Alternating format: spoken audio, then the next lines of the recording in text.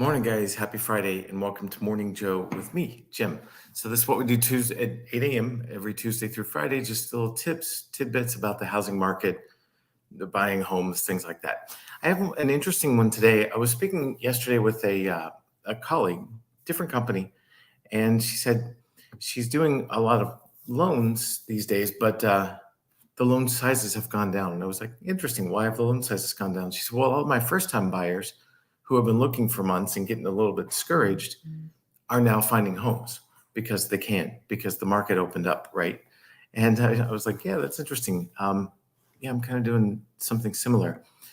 So, and it was true. There were a lot of people who, were pre-approved for a home, but especially the lower end of the market, if you were out looking, this very well.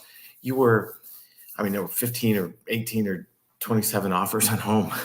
And that's not the case anymore because the home market is shifting a little bit, which is awesome. So I wanted to do this and put the cost of waiting. So if you think, okay, this is interesting.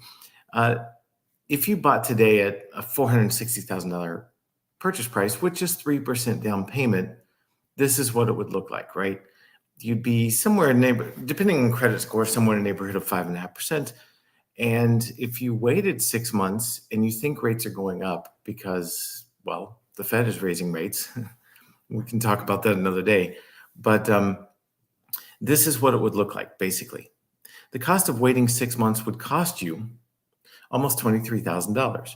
And that's because the home price went up $198 a month, payment difference rather, because your home price went up and the interest rate in our scenario went up, and you lost that appreciation. The home price went up, but that's not your uh, equity anymore.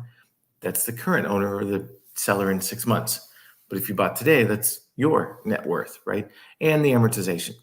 So if you waited a year, you'd leave about $40,000 on the table, right? I think it's interesting to do this because there are so many people who um, are saying that we're in for a housing crash. And if I talk to them and say, well, why do you say that? What data are you basing that on? They're like, oh, it's just a feeling. Things have gone up too much.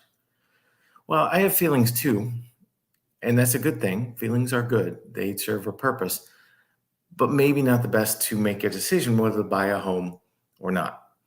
What I like to do is get as rational as we can and look at data. And if you look at some past videos, we've done some of that, and I can do some more of that as well. But the data all indicates that if we go into a recession, and I think we are, or will be shortly, well, what happens in a recession? Home prices go up, except for '08, because housing led us into that recession. Every other time they go up.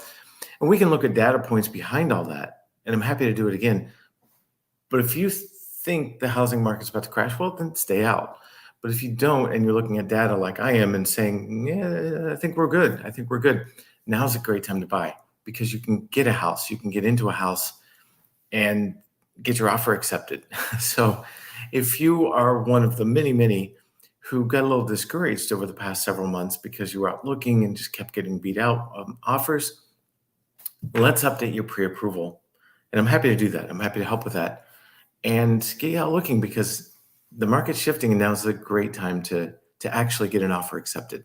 So, and that's what you want when you're out looking. Have a great Friday. And if I can help with a pre-approval, let me